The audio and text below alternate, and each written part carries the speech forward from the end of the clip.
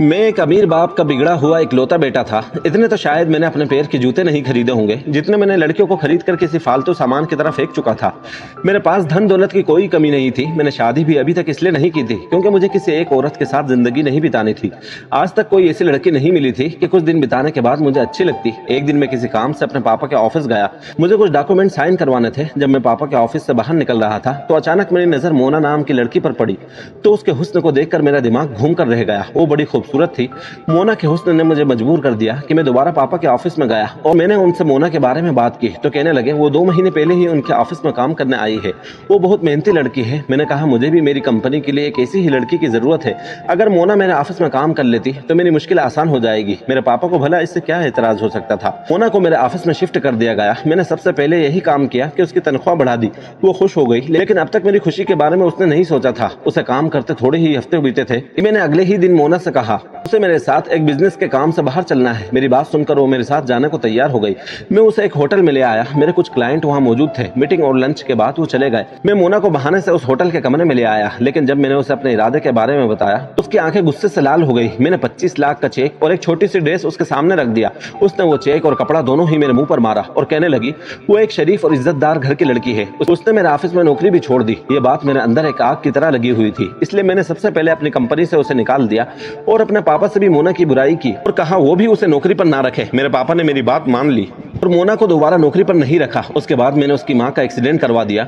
उसे जिंदगी और मौत के दोराहे तक लाकर पहुंचा दिया। जब मोना मेरे पास मदद के लिए आई तो मैंने उसे साफ साफ कह दिया अगर आप चाहती हो कि मैं आपकी कुछ मदद करूं तो आपकी शराफत और खानदानी चोले को मेरे सामने उतार कर रख दो। वो कहने लगी तुम्हारी शर्त मुझे मंजूर है, लेकिन मुझसे शादी करने के बाद। बेशक मैं उसे एक रात के बाद ही क्यों न छोड़ दूं, लेकिन वो बिना शादी किए मेरे साथ कभी नहीं रहेगी। उसकी बात मेरे लिए एक एडवेंचर थी। मैं उसकी बात पर एक कमीनी हंसी हंसने लगा। पंडित जी को अपने ऑफिस में बुलाया। फिलहाल शादी के लिए मोना तैयार थी, लेकिन मेरे लिए उसकी कोई अहमियत नहीं थी। वो मेरे लिए सिर्फ कुछ दिन की रंगरेलियों की चीज थी। आज वो लड़की पूरी मजबूर थी, लेकिन मुझे कहाँ किसी बात की परवाह थी। मुझे लगा बस थोड़े दिन की बात है। जैसे ही मोना के हुस्न का असर मेरे सर से उतरेगा मैं मोना के हाथ में डिवोर्स का पेपर पकड़ा दूंगा और उसे चलता करूंगा। लेकिन वो किसी नशे की तरह थी, मेरे अंदर उतरने लगी। हर बार मुझे वो पहले से ज्यादा खूबसूरत लगने लगी, इतनी कि मैं कई घंटे बस उसे देखता ही रहता। जबकि मुझे आज तक मोना से बदले में मोहब्बत नहीं मिली थी। उसकी आंखों में मेरे लिए सिर्फ एक नफरत थी। मुझे मोना से मोहब्बत हो गई थी। उसकी तकलीफ मुझसे बर्दाश्त नहीं होती थी। मैं रात भर उसकी खातिर जागता रहता था, उसका ख्याल रखता था। लेकिन अभी तक वो मेरी शादीशुदा जिंदगी में थी। एक बार उसने मुझसे पूछ ही लिया कि मैं उसे डिवोर्स कब दूंगा, क्योंकि मैंने उसे पहले ही बताया था कि मैं उसके साथ सिर्फ कुछ दिन या 1-2 महीने ही रहूंगा। लेकिन अब मेरा इरादा बदल चुका था। मैं चाहता था कि वो पूरी जिंदगी मेरे साथ ही रहे। ये बात सुनकर उसने बड़े गुस्से से मुझे देखा और कहने लगी मुझे तुम्हारे साथ जिंदगी नहीं बितानी, मुझे हर कीमत में डिवोर्स चाहिए। मैंने कहा आज के बाद मुझसे ये बात मत करना, तुम यूं ही मेरे साथ रहोगे, समझे। ये कहकर मैं ऑफिस के लिए घर से निकल गया। उस दिन मैंने टेंशन से गाड़ी की ड्राइव भी बहुत तेज रफ्तार में कर रखी थी। नतीजा ये निकला कि सामने आने वाली गाड़ी से मेरी कार टकराई। मैंने अपना संतुलन खो दिया और मेरी कार पलट चुकी थी। मैं बेहोश हो चुका था। जब मैं होश में आया तो मैं हॉस्पिटल में था। मेरे माँ बाप के साथ मोना भी वहाँ मौजूद थी। उन्होंने मुझे कुछ नहीं कहा। मेरे दोनों टांगे फ्रैक्चर हो चुकी थी। कुछ दिन बाद मोना के साथ घर आ गया। वो मेरा ख्याल रख रही थी। उसका व्यवहार भी बदल चुका था। लेकिन मुझे रात की दवाइयाँ देने के बाद मेरे कमरे के बाहर निकल जाती, फिर पूरी रात कमरे में नहीं आती थी। मैं उस वक्त इस तरह मोहताज हो चुका था कि खुद से उठ नहीं सकता था। मेरे कमरे का दरवाजा खुला था। वो सामने वाले कमरे में थी, लेकिन उस कमरे का दरवाजा बंद था। रात के सन्नाटे में मुझे सामने के कमरे से बातें करने की आवाज आ रही थी। उस वक्त कौन था जो कमरे में मोना के साथ मौजूद था? मेरा दिल बहुत घबराने लगा था। मुझे लगा शायद मेरा वहम है, लेकिन वहम नहीं था। ये रोज अजीब तरह की आवाजें आने लगती थी जो मेरे लिए बहुत परेशान कर देने वाली थी। मेरे ऑफिस का मैनेजर एक अंकित नाम का लड़का था। जो भी जरूरी काम होता मैं उससे घर पर ही डिस्कस कर लेता। वो काफी जिम्मेदार और शरीफ लड़का था, अपने काम से काम रखता था। मैं सोच भी नहीं सकता था कि आज वही मेरी पत्नी के कमरे से बाहर निकलेगा। मैंने कहा तुम मेरी पत्नी के कमरे में?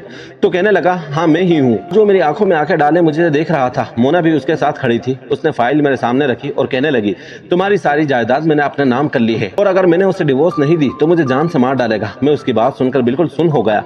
मैंने कहा मोना मुझे तुमसे इसलिए मोहब्बत हो गई थी क्योंकि मुझे तुम्हारी शराफत पर यकीन था। मैं कुछ भी सोच सकता था, लेकिन तुम्हारे बारे में ये नहीं सोच सकता था कि तुम किसी के साथ गद्दारी भी कर सकती हो। वो मैनेजर कहने लगा मोना मेरी बहन है। तुमने मेरी माँ के साथ जो भी किया मैंने और मोना ने उसका बदला लेना चाहा, इसलिए मैंने तुम्हारे ऑफिस में नौकरी की, तुम्हारा भरोसा जीता। उसके बाद तुम्हें तकलीफ देने के लिए ये ड्रामा किया। ये सब सुनकर मैं शर्मिंदा होकर रह गया। मैंने मोना से अपने हर व्यवहार की माफी मांगी। औरत मर्द से कहीं ज्यादा दयालु होती है। उसने मुझे माफ कर दिया और मैं अपनी जिंदगी में हमारी ईमानदारी से आगे बढ़ने लगा। दोस्तों आपको हमारी ये स्टोरी कैसी लगी कमेंट बॉक्स में ज़रूर बताएं और जाने से पहले हमारे चैनल फेम स्टोरी हिंदी को सब्सक्राइब ज़रूर करें।